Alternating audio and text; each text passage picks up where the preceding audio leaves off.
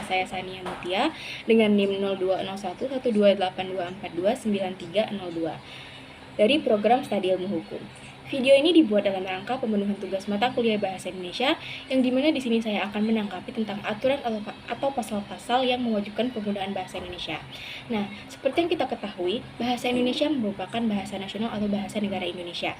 Keberadaannya sendiri telah diatur dalam pasal 36 Undang-Undang Dasar Negara Kesatuan Republik Indonesia tahun 1945, yang dimana dinyatakan bahwa bahasa Indonesia merupakan bahasa resmi negara.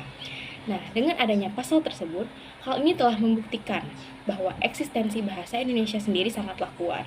Kemudian, untuk aturan atau pasal-pasal yang mewajibkan tentang penggunaan bahasa Indonesia itu sendiri telah diatur dalam Undang-Undang Nomor 24 Tahun 2009 dan Peraturan Presiden Nomor 63 Tahun 2019 yang kurang lebih isinya sama. Pada Undang-Undang Nomor 24 Tahun 2019, kewajiban tentang penggunaan bahasa Indonesia ini diatur dalam pasal 26 sampai pasal 39.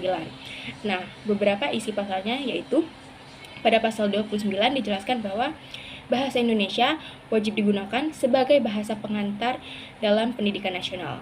Pada pasal 33, bahasa Indonesia wajib digunakan dalam komunikasi resmi di lingkungan kerja pemerintah atau swasta. Pada pasal 39, bahasa Indonesia wajib digunakan dalam informasi melalui media massa.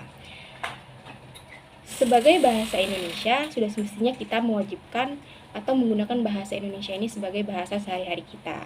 Karena dengan menggunakan bahasa Indonesia itu sendiri akan mendatangkan manfaat bagi kita sebagai warga negara. Contohnya itu, kita dapat berkomunikasi dengan baik, terhindarkan dari kesalahpahaman antar warga negara karena perbedaan bahasa, karena berasal dari daerah yang berbeda, dan dengan menggunakan bahasa Indonesia itu sendiri, kita dapat memperkuat identitas bangsa kita.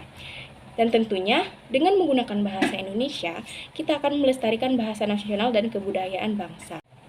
Nah, menurut saya, karena banyak sekali manfaat yang akan kita dapatkan jika kita menggunakan bahasa Indonesia, sudah sepatutnya kita sebagai warga negara mematuhi aturan atau pasal-pasal yang mengatur tentang kewajiban penggunaan bahasa Indonesia, di mana karena dari hal ini akan tercipta kehidupan bernegara yang baik.